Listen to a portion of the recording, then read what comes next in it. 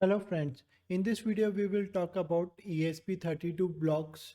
So what is ESP32 blocks? ESP32 blocks is basically a firmware for ESP32 based devices to communicate with the CodeSkool IDE.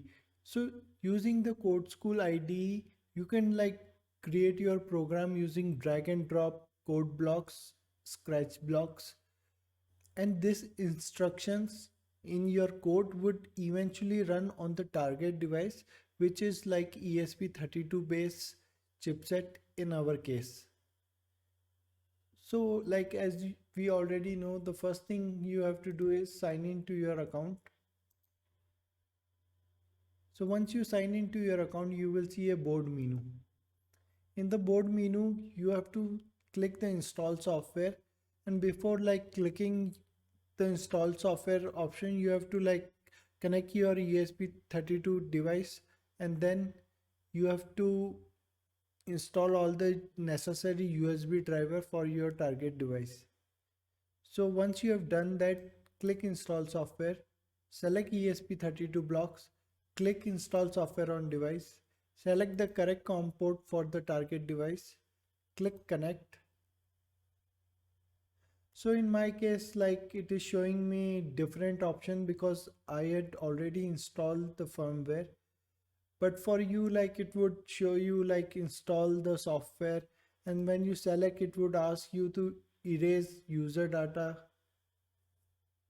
So before you proceed with the erase user data, just click the boot button and keep it pressed, and then you have to click the erase user data button, and as soon as you click that button, you have to release the boot shell button. So it will start erasing and installing the new firmware. And because this is browser based, and timings is really important, when you release the boot button after clicking the erase user data, so sometimes it might fail, so you have to try it few times.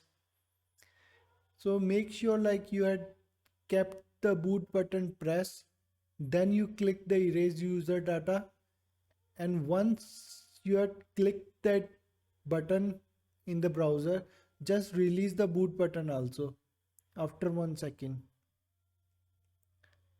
And another important thing is do not change your browser tab. It would take some time, so just have some patience, because if you change your browser tab, sometimes the installation may fail also. So let it be like that only. So after the installation is complete, you click next. Then you have to provide your Wi-Fi credentials.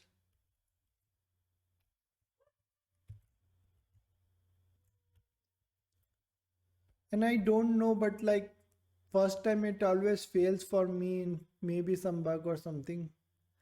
So you have to try it few times. Generally the second times always work for me.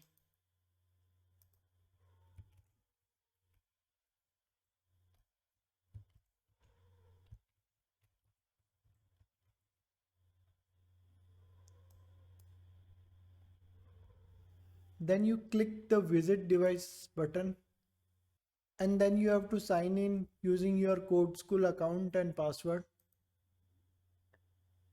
So this device is now connected. You can close this browser tab. You can close this also. So if you now go into board and connect board option, it will automatically connect to this device. Another thing is it would create a WebSocket connection, and that is not a SSL. So your browser would silently fail that connection. So what you need to do is click here, go into site settings,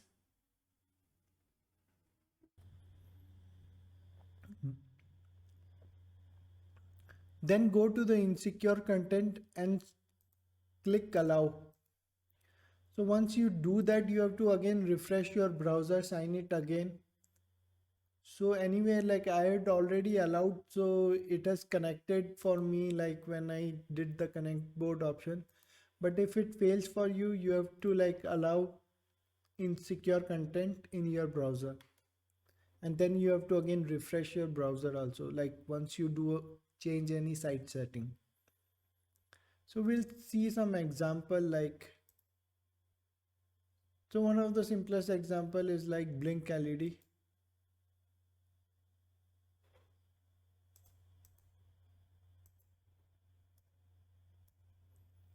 So let's just run this example.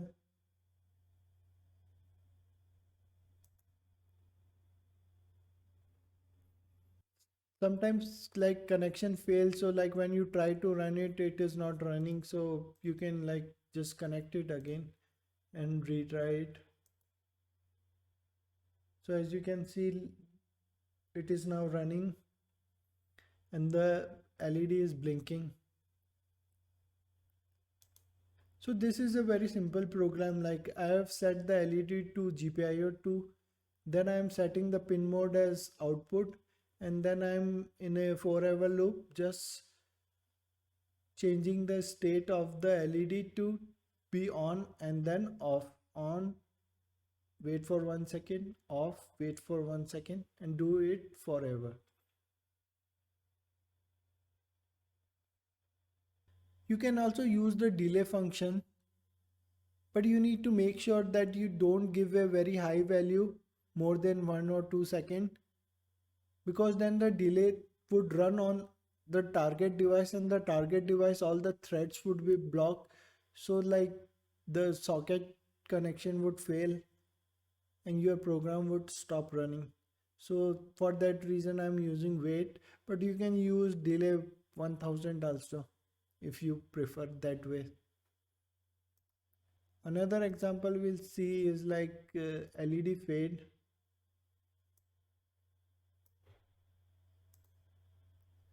So again, it's a simple example, like I'm setting the brightness to 0 and the fade amount to 5, setting the LED to GPIO 2 and setting the pin mode of that GPIO 2 as output. And then in the forever loop, I'm like analog writing to that LED the brightness value, and if the brightness value is not in the range, I'm like changing the fade amount, and like every loop iteration I am changing the brightness value by the fade amount. And then remember always to put some wait, so that so it should not like continuously bombard the target device with commands, so just give some wait. So now one of the common question is like, why pin mode, why LED2, why analog write and all those.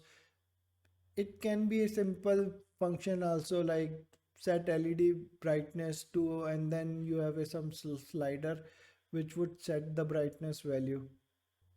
But the point is that in that case you will not learn anything that is useful for you in future. Then it would be just a, some kind of toy like with some buttons to change the brightness value, that's it.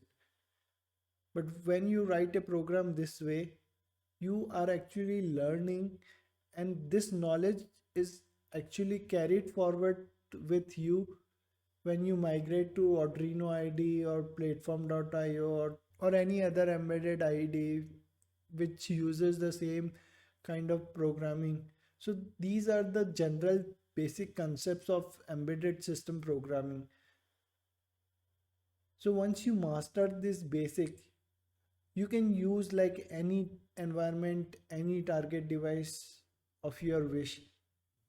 The syntax will vary, but the general concept will remain the same. So you are not just turning some knob on a toy or something, or not dragging just a hard coded one block which would like magically do things. You are actually learning how the embedded devices work. For that reason only, like we do not automatically set the pin mode and all that. You have to explicitly set. We can do it automatically also, but as I said, like then there is nothing to learn. So let's just run this program and see. So it would create a LED blinking effect, like LED glow effect kind of thing. Again, like the program doesn't run, so I'll just connect it again and try.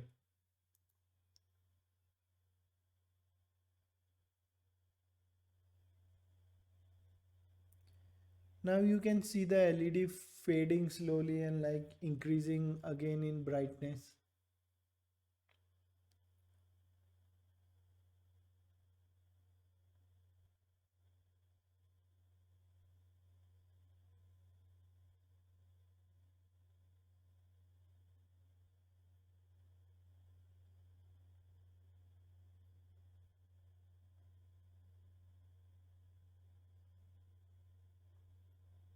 So I'll just stop this program.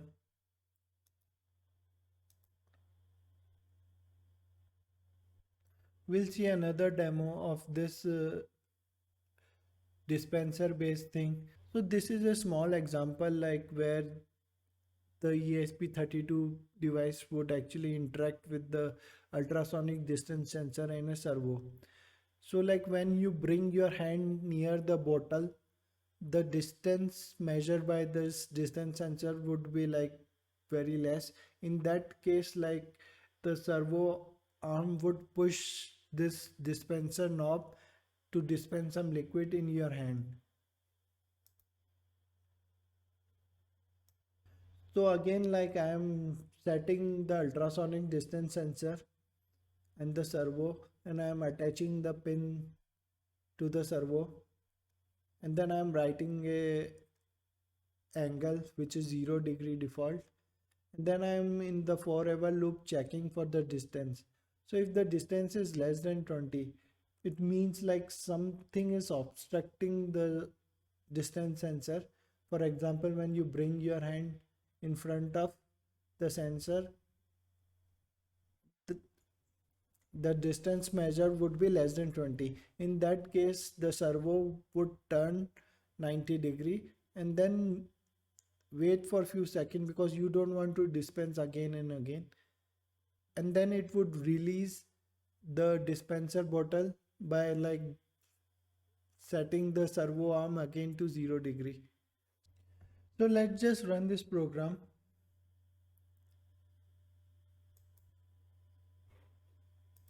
I believe I have to connect again. So let's just run this program one more time.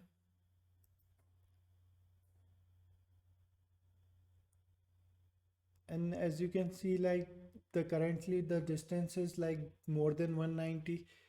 So it is set at 0 degree, the servo. But if I bring my hand in front of the distance sensor, the distance would reduce and the servo would rotate to 90 degree. That would cause like pressing of this dispenser, and like it would dispense some sanitizer or anything. So let's just see the demo. So after 3 seconds, like it would again reset it to 0 degree. And if I bring it again it would turn to 90 degree and then reset it back to 0 degree. So the ultrasonic distance sensor is like more reliable than the IR based sensor because those are affected by like sunlight and other environmental factor. So like the ultrasonic distance sensor is like more precise.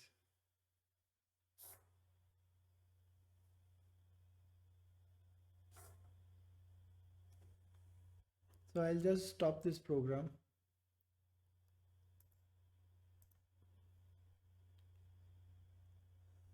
So we'll see another demo of police siren.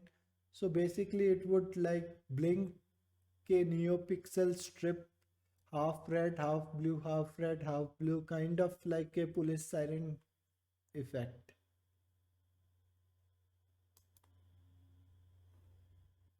So this is the police siren example. So what we are doing here is basically initializing the Neopixels, setting the volume to 10% so that it is not too loud, because this is just an example.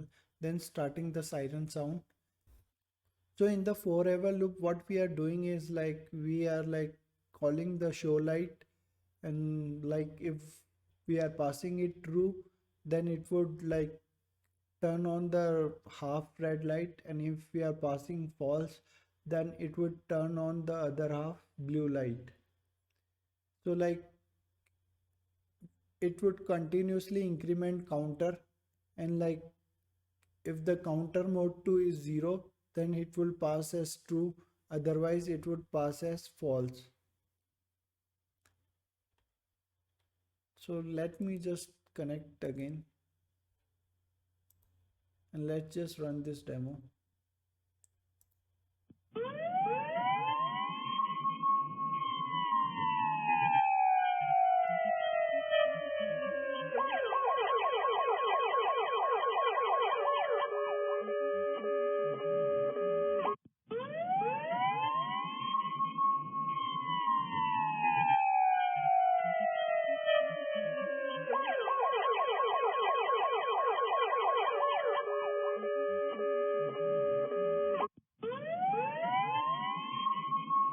So I'll just stop this demo. So as you've seen like how we are controlling the NeoPixel, so we will set what pixel we want to control and like what color you want to set. So like I don't want like very high brightness. So for red, instead of 255, I had choose only 32.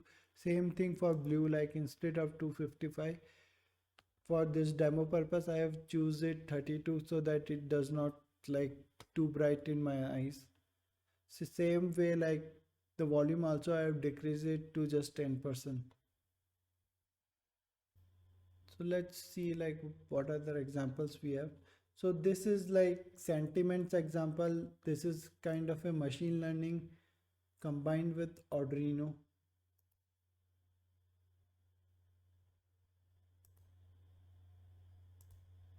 So basically what we do is like we set a dot matrix display, then we will ask some sentence, and then we analyze the sentence sentiment, and if it is like happy sentiment, then we show the happy face. If it is a sad sentiment or a negative sentiment, we will show the sad face. Or like if we cannot determine whether it is a positive sentence or a negative sentence, we show a neutral face. So let's just see a demo. So again I'll connect it. It is connected. Now I'll run it. It is asking me to provide some sentence. So I'll say like,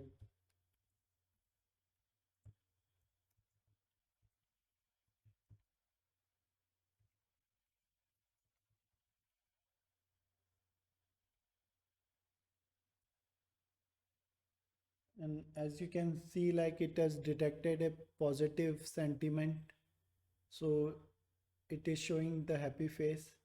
Let's just try to provide some another sentence.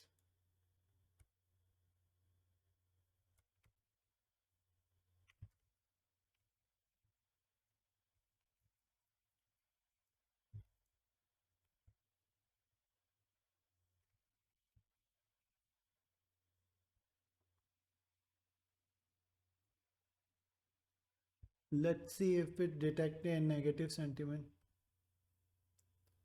So it has detected a negative sentiment and it is showing a sad face.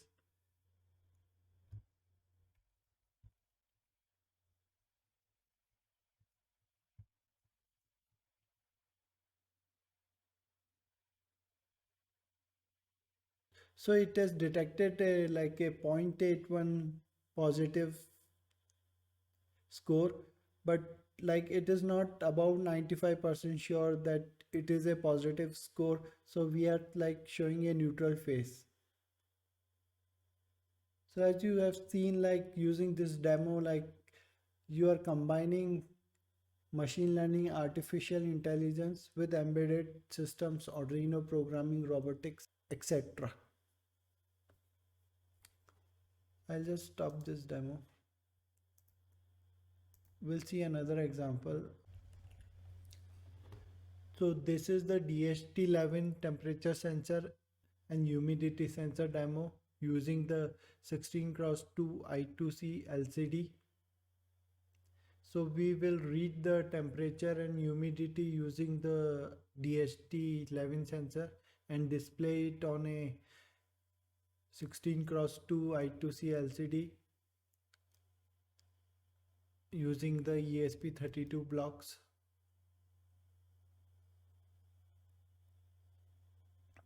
So this is our code. So basically, like when the program will run, first it will initialize all the devices. So you have two devices. One is the DHT11 temperature sensor and the other is I2C LCD. So it will initialize both these sensors, and then like in a forever loop, it will display the temperature and the humidity on the screen. So first it will clear the LCD, set the location to the starting point here 0 0. So you have like Z16 columns and 2 rows. So you have like 16 characters and 2 rows. So it will print the temperature, then it will like get the temperature reading and it will display the temperature reading. Then it will display the degree symbol, then it will display the Celsius symbol. Similarly, it will display the humidity. So let's just connect to the board. Now it is connected, so let's just run it on the target device.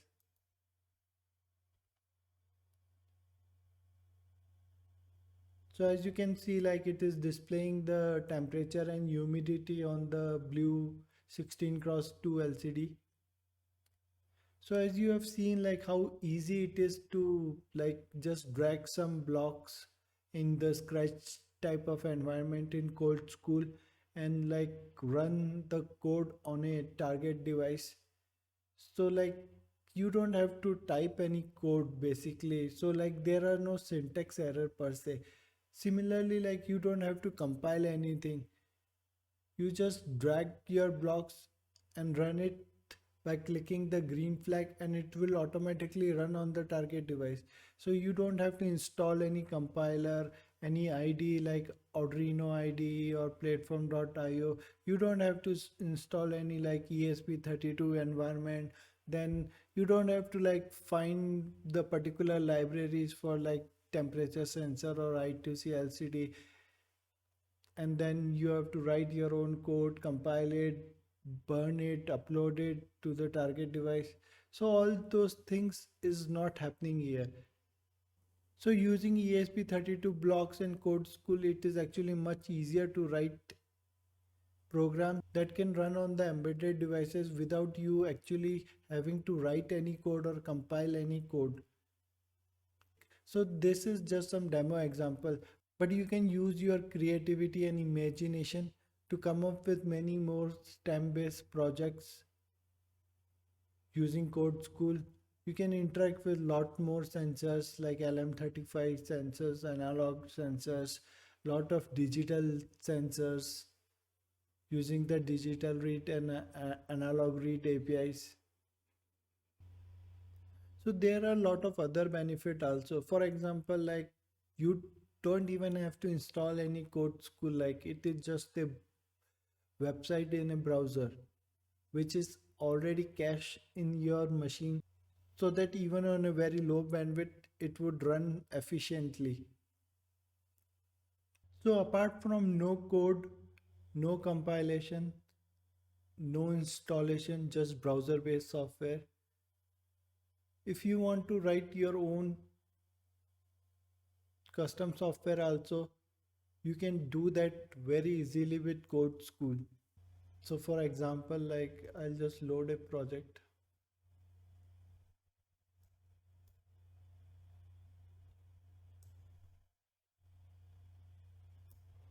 So for example, this is the project, and like this would not run on ESP32 blocks, but it can generate a code for you, which you can upload it on the target device.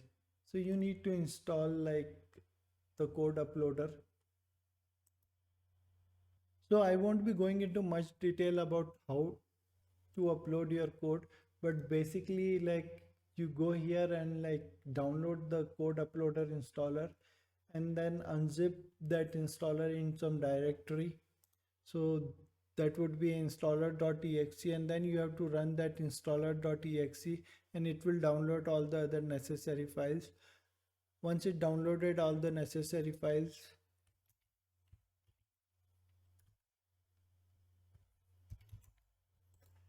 you have to go into that folder and then run the CodeSkool.exe.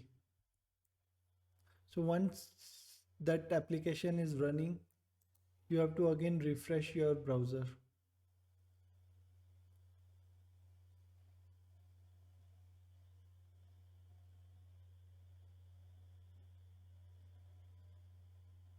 So now I can load that sample program again.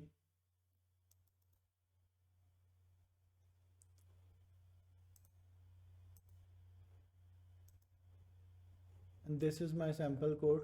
Then I can select the correct COM port and click upload. So it would automatically compile this program and upload it to the target ESP32 device. So similarly, like you can write your own program using just drag and drop blocks, and it will automatically generate a properly formatted and a properly organized code for you that you can just upload it with a click of a one button. So I hope you like this video of how to use CodeSkool ESP32 blocks or generating the Arduino code using drag and drop scratch blocks. So thanks for watching, and we'll come up with more informative videos about CodeSkool soon.